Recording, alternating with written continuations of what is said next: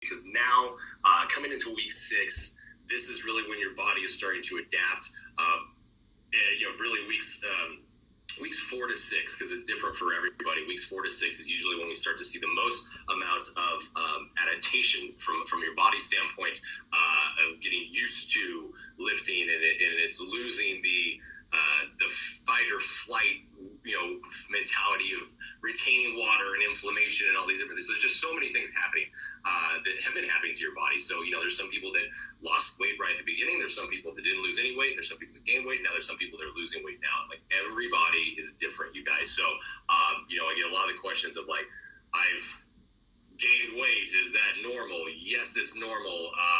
There's inflammation happening in your body, and every body is different as well.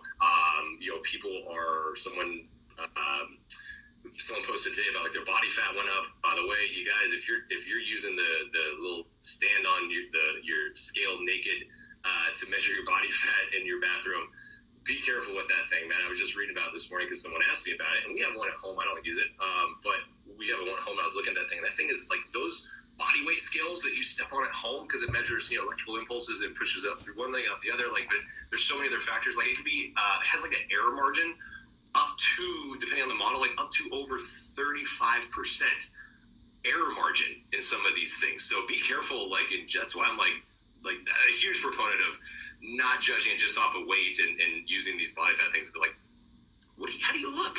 Take a picture. How do you look naked? Come on, that's like what this is all about, right? That's important. But yeah, like the pictures are amazing, and what everybody's posting. But look, you have to keep reminding yourself that this is a process, and yes, it is a 8-week program. There's a lot happening in 8 weeks, as you've already realized, and but you got to remember that you may not have the specific results that you want at the end of these 8 weeks, okay? Because chances are it didn't take you only 8 weeks to get to the point where you're unhappy, like the things that you want to change. It didn't take 8 weeks, right? It took long time, 8 years maybe, so you got to give yourself a break for one, and understand that your body takes time to change. Unfortunately, and I did this in another video, so I don't want to go too deep into it, but just a reminder, there's 2 different types of fat cells. And the fats, the places where we usually want to lose the weight the most in terms of our belly and thighs and butt, that has the fat cells that are most stubborn. So there's so much else out there that is going to make it a challenge to get the results that you want in just 8 weeks. Now you're going to see progression. You're going to see, so you need to look at the non-scale victories. Sorry, my shirt's like wet and it's sticking to me. It's gross. You're going to see a lot of non-scale victories. So hopefully you guys can I know a lot of people are saying that you're seeing weight go up, but you're seeing your inches are going down. So it's great. Melinda, can you share the scale article with us? Just Google it, man. Just Google these things. Like I Google a lot of stuff every single day and read through it. Like, that's all you got to do. But yeah, it's all kinds of different stuff. So in terms of results, here's the main thing.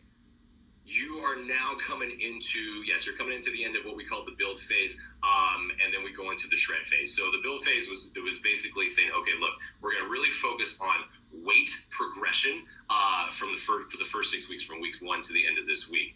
A lot of this is also knowing from the hypertrophy standpoint and weightlifting standpoint that most people aren't pushing enough weight to begin with.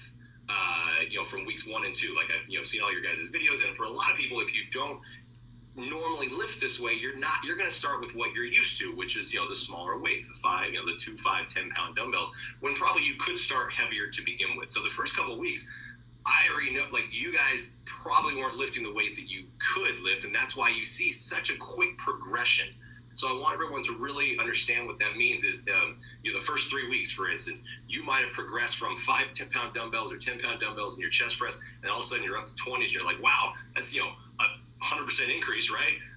You doubled your weight, but in a short amount of time. That's not always how it's going to work continuing forward. There's a certain point where you will start to not increase as much as you were in the beginning. right? I hope that makes sense to everybody. So, so some people are like, now you're looking at, and yes, I say in the videos, like, you should be increasing your weight now, and you should be doing this. And some people are kind of freaking out because you're not. That's okay. You're starting to now get to the point where your muscles are reaching their threshold, and now it will take you a little bit longer. So you may not increase every single weight. You may not increase every couple of weeks, but you can increase steadily and slowly. So now you're getting into the world of weightlifting. Welcome. Happy to have you.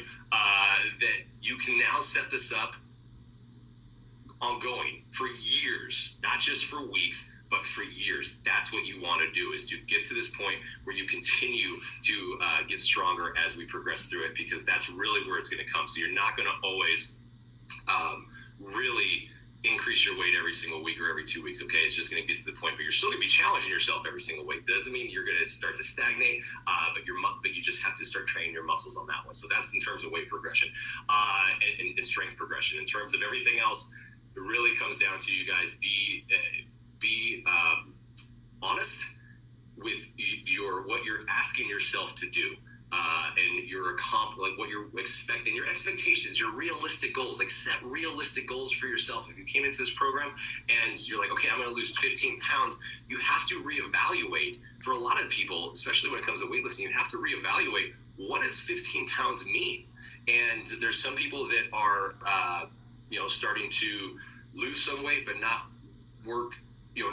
lose as much as they thought they were going to, but their inches are just shrinking off, right? Like, again, muscle is denser than fat, so it really, and we know that it's not muscle weighs more than fat, it's muscle's more dense than fat, so a smaller amount of muscle weighs more, so it's going to take up less space, but it might increase your overall body weight. All right, so be aware of that, but also make sure that you're giving yourself realistic expectations. You're not setting yourself up for failure. So practice what you preach as a coach. You're telling people all the time, like, trust the process and be good, understand this, and you got to do the exact same thing and understand that you're also not supposed to compare your results to anyone else. And that's why I did that post this morning about that. So check out my social media pages, because I posted that, and it's like, look, we're so different. Everyone is so different, and what is going to happen to you is going to happen differently to somebody else. And where you say that you want to see the results, may not be exactly where you thought it was going to be. In terms of wherever the weight's losing, okay, from your belly fat to your butt fat to whatever it is. It may not be exactly where you want, but eventually will happen. All right, so enough of that, because I'm going to start rambling on that one. It's looking great. I'm loving everybody's comments on this one, and and my last point on the strength aspect of it too, because I know a lot of you guys are asking about grip strength and forearm strength, and asking what you can do with that. So.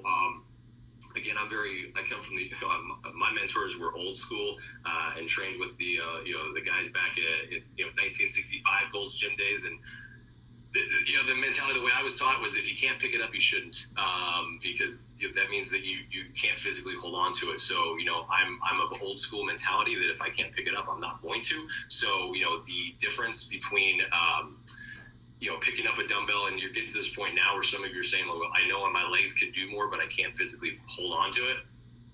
My mindset is you shouldn't. So I know that's it's a different mindset, but I stopped doing that myself, because I've gone through a slew of injuries, and now I'm very happy with training. Like, I really honestly don't pick up the dumbbells past 50 pounds anymore, just because it's not worth it to me. And I know I've trained my grip and wrist strength and forearm strength to hold on to these dumbbells without having any wrist, I don't use wrist strap or gloves or anything like that.